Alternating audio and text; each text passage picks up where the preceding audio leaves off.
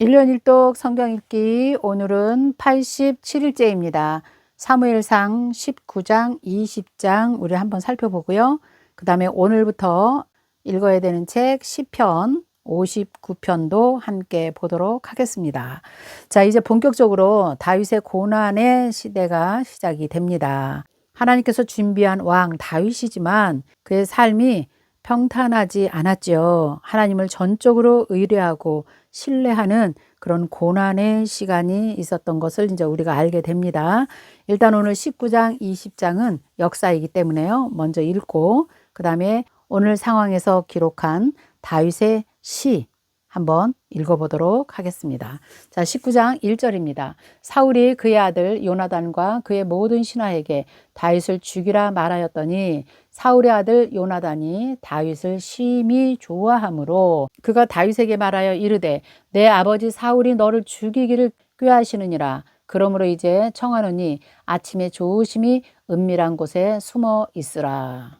내가 나가서 내가 있는 들에서 내 아버지 곁에 서서 내 일을 내 아버지와 말하다가 무엇을 보면 내게 알려주리라 하고 요나단이 그의 아버지 사울에게 다윗을 칭찬하여 이르되 원컨대 왕은 신하 다윗에게 범죄하지 마옵소서. 그는 왕께 득죄하지 아니하였고 그가 왕께 행한 일은 심히 선하심이니이다. 그러면서 다윗을 지금 요나단이 슬며시 아버지 사울에게 칭찬을 좀 하면서 아버지의 동향을 살펴보는 것이죠.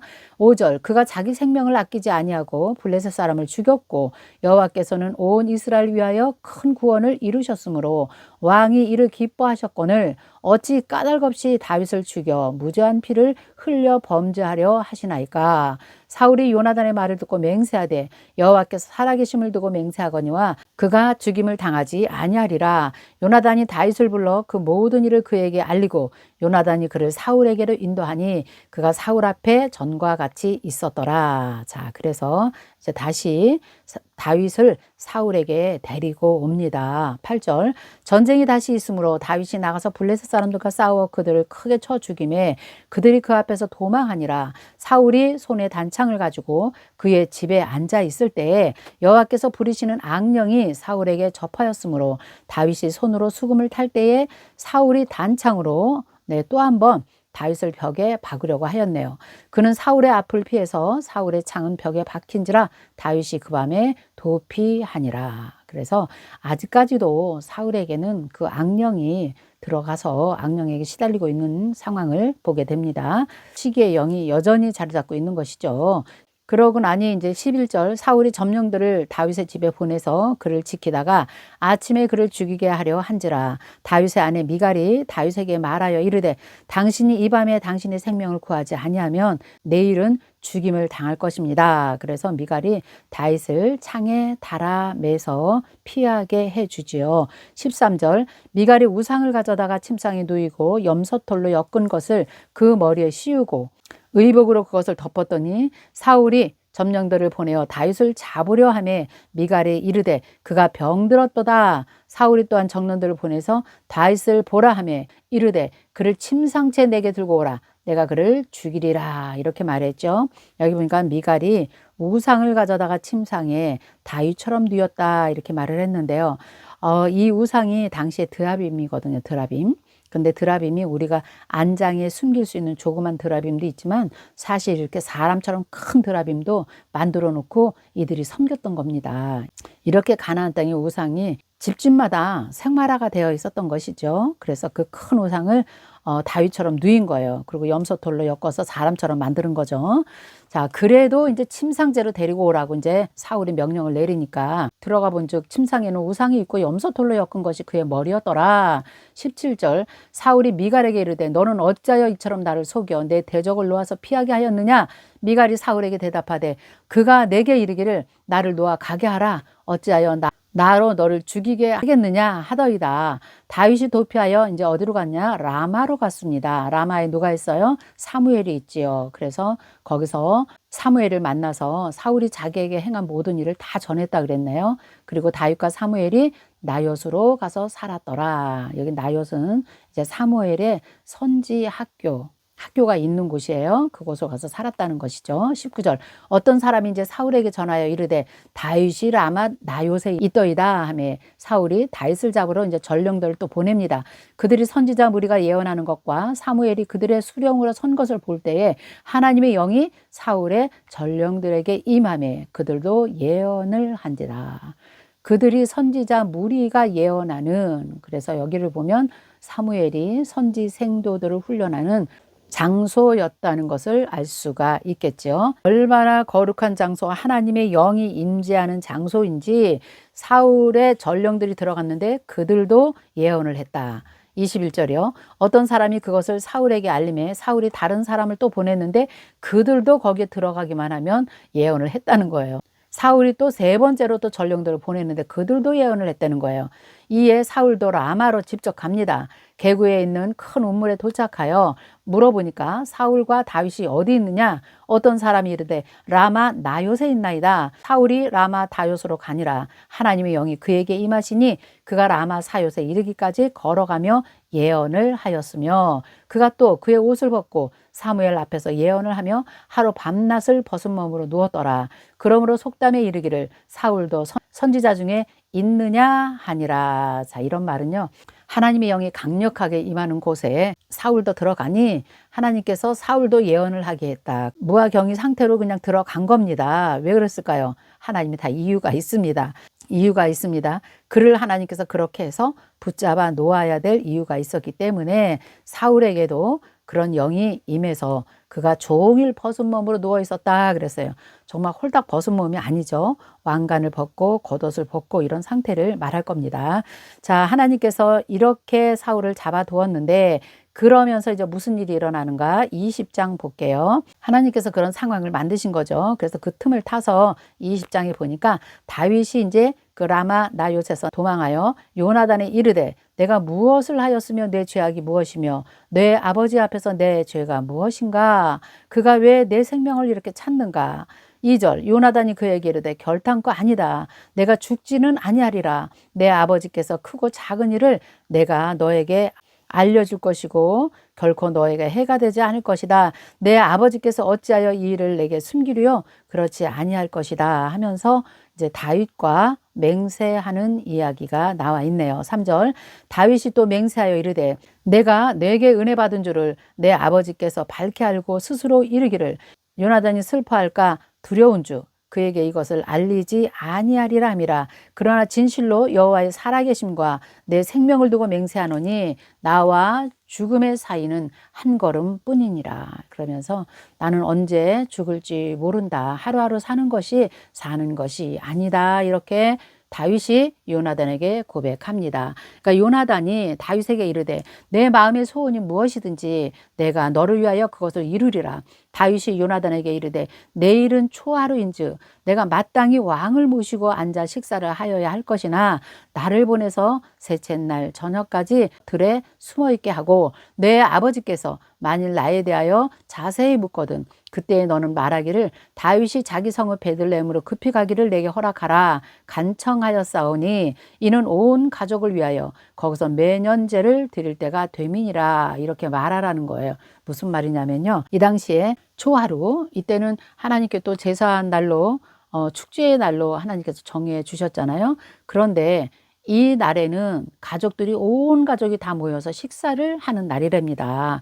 다윗이 나도 마땅히 왕과 함께 앉아서 식사를 해야 되는데 이렇게 말을 하는 거예요. 내가 온 가족을 위해서 나는 베들레헴에 가서 매년제를 드리려고 한다.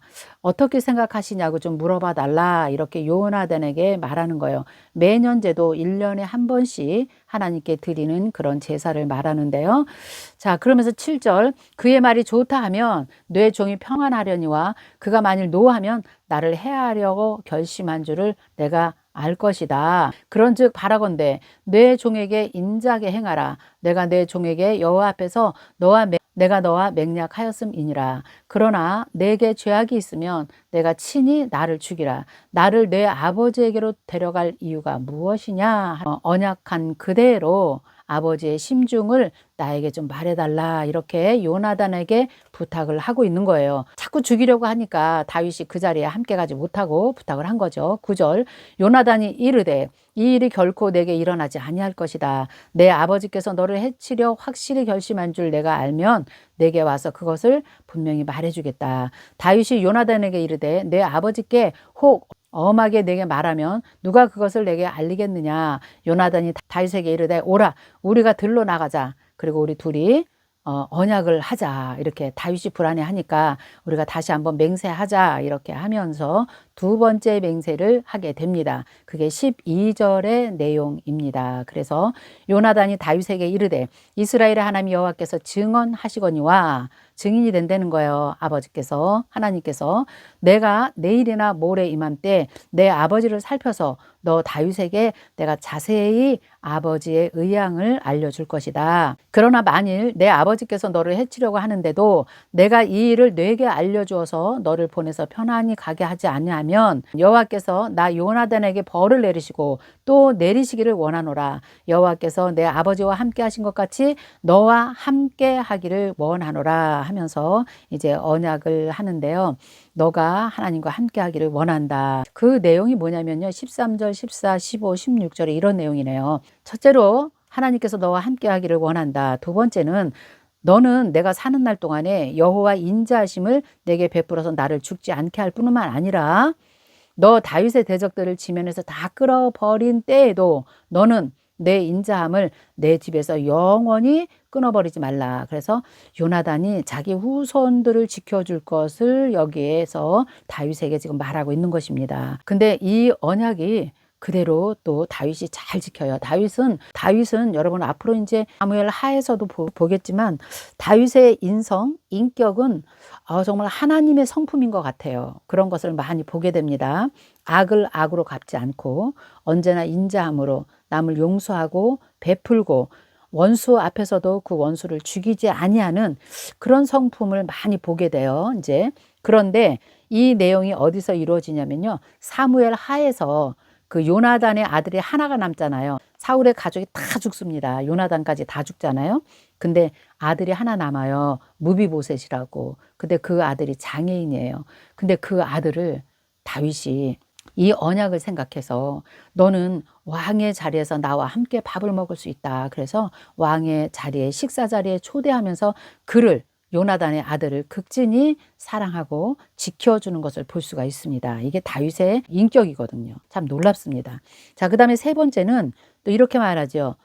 다윗의 집과 언약하기를 여호와께서 다윗의 대적들을 치실 것이다. 영원히 하나님께서 너를 지켜줄 것이다. 이렇게 요나단이 또 말을 합니다. 그래서 17절 보면 다윗에 대한 요나단의 사랑이 그를 다시 맹세하게 하였으니 이는 자기 생명을 사랑함같이 그를 사랑함이었더라.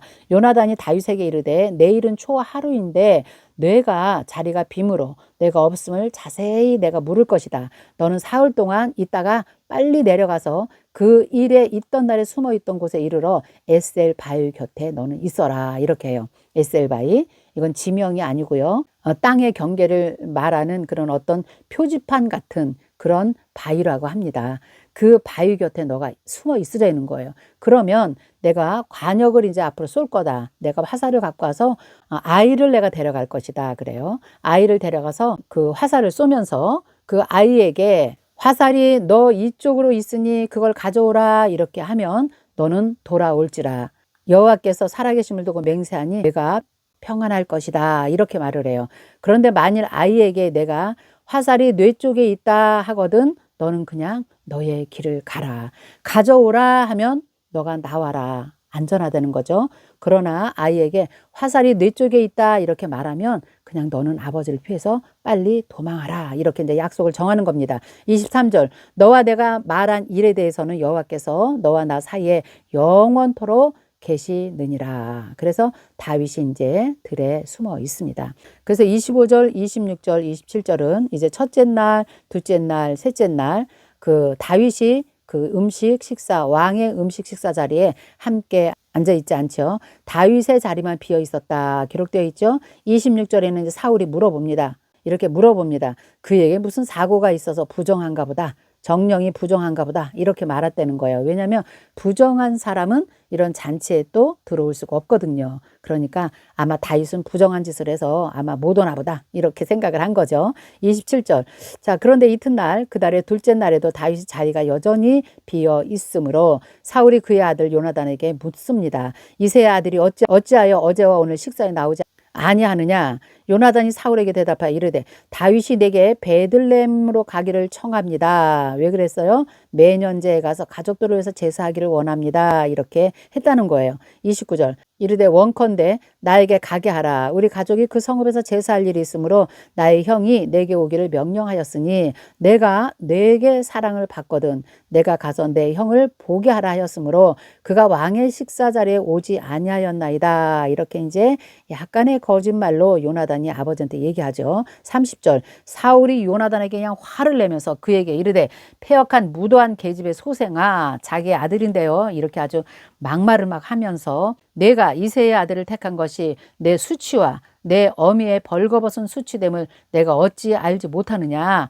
이새의 아들이 땅에 사는 동안에 너와 내 나라가 든든히 서지 못하리라. 그런즉 이제 사람을 보내어 그를 내게로 끌어오라. 이렇게 말하는 거예요. 그는 죽어야 할 자니다. 이렇게 막 화를 내면서 아들을 막 저주하는 것을 보게 됩니다. 내 어미의 벌거벗은 수치됨을 내가 어찌 알지 못하느냐. 이제 왕권이 너가 아니라 다윗에게 넘어갈 것을 너는 왜 모르느냐. 너와 내 나라가 든든히 서지 못할 것이다. 이렇게 막 하면서 그는 마땅히 죽어야 할 자다. 이렇게 말하죠. 32절. 요나단이 그의 아버지 사울에게 대답하여 이르되 그가 죽을 일이 무엇이 있습니까? 사울이 요나단에게 단창을 던져서 죽이려고 한지라. 다윗에게 한 것을 또 하네요. 얼마나 분노가 심했는지, 시기와 육체적인 분노가 가득했는지 자기 아들에게도 단창을 또 던져서 죽이게 하네요. 그의 아버지가 다윗을 죽이기로 결심한 줄 알고 심히 노하여 식탁에서 떠나고 그의 둘째 날에 먹지 아니하였으니 이는 그의 아버지가 다윗을 욕되게 하였으므로 다윗을 위하여 슬퍼함이었더라.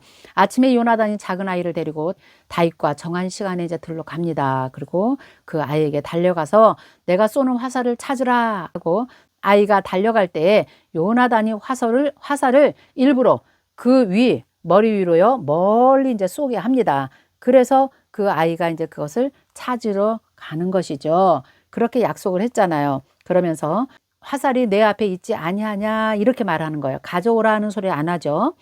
그러니까 38절 요나단이 아이 뒤에서 또 외치되 지체 말고 빨리 다름질하라 하며 요나단이 아이가 화살을 주워 가지고 주인에게로 돌아왔으나 그 아이는 아무것도 알지 못하고 요나단과 다윗만 그 일을 알았더라. 자, 둘이만 약속한 거니까요. 40절 요나단이 그의 무기를 아이에게 주며 이르되 이것을 가지고 성읍으로 가라 하니 아이가 가매 다윗이 곧 바위 남쪽에서 일어나서 땅에 엎드려 3번 절하고 요나단에게 자기의 생명을 구해준 것 고맙다 감사하다는 표시로 3번 땅에 절한 것입니다. 그리고 서로 입 맞추고 같이 울고 다윗이 더욱 심하더니 다윗이 더 크게 울었던 모양입니다. 42절 요나단이 다윗에게 이르되 평안히 가라. 우리 두 사람이 여호와의 이름으로 맹세하여 이르기를 여호와께서 영원히 나와 너 사이에 계시고 내 자손과 내 자손 사이에 계시리라 하였느니라 하니 다윗은 일어나 떠나고 요나단은 성읍으로 들어가니라. 자, 이제 다윗이요. 이제부터 시작입니다. 이제 다윗이 계속해서 사울을 피해서 이제 다니면서 다윗의 인생이 만만치가 않지요. 그래서 우리가 이제 이때 다윗의 심정을 가지고 이제 그때 당시에 기록했던 시를 우리가 이제 읽도록 하는 것입니다. 이해가 되시죠? 그래서 오늘 시편 우리가 한번 보겠습니다. 사울이 사람을 보내어 다윗을 죽이려고 그 집을 지킨 때에 이때 미갈이 다윗을 다람에서 피하게 해줬잖아요. 그 당시에 이제 지었던 그 시예요. 그러니까 그런 심정으로 우리가 한번 읽어보면 되겠습니다. 시편 59편 나의 하나님이여 나의 원수에게서 나를 건지시고 일어나 치려는 자에게서 나를 높이 두소서. 악을 행하는 자에게서 나를 건지시고 피 흘리기를 즐기는 자에게 나를 구원하소서. 그들이 나의 생명을 해하려고 엎드려 기다리고 강한 자들이 모여 나를 치려하오니 여호와여, 이는 나의 잘못으로 말미암음이 아니요 나의 죄로 말미암음도 아니로소이다. 4절. 내가 허물이 없으나 그들이 달려와서 스스로 준비하오니 주여 나를 도우시기 위하여 깨어 살펴주소서. 주님은 만군의 하나님 여호와 이스라엘의 하나님이시니 일어나 모든 나라들을 벌하소서. 악을 행하여 모든 자들에게 은혜를 베풀지 마소서. 그들이 점으로 돌아와서 개처럼 울며 성으로 두루다니며 그들의 입으로는 악을 토하며 그들의 입술에는 칼이 있어 이르기를 누가 들으리요 하나이다. 여호와여, 주께서 그들을 비웃으시며 모든 나라들을 조롱하시리이다. 하나님은 나의 요새시니 그의 힘으로 말미암아 내가 주를 바라나이다. 나의 하나님이여, 그의 인자하심으로 영원하시며 하나님이 나의 원수가 보응받는 것을 내가 보게 하시리이다. 그들을 죽이지 마옵소서. 나의 백성이 잊을까 하나이다. 우리 방패 되신 주여, 주의 능력으로 그들을 흩으시고 낮추소서. 그들의 입술의 말은 곧 그들의 입의 죄라. 그들이 말하는 저주와 거짓말로 말미암아 그 교만 중에서 사로잡히게 하소서. 진노하심으로 소멸하시어 없어지기까지 소멸하시사 하나님이 야곱 중에서 다스리심을 땅끝까지 알게 하소서. 그들에게 점으로 돌아와서 개처럼 울며 성으로 두루다니게 하소서. 개처럼 울며 성으로 두루다니게 하소서. 여기 개처럼이라는 말이 자꾸 나오죠.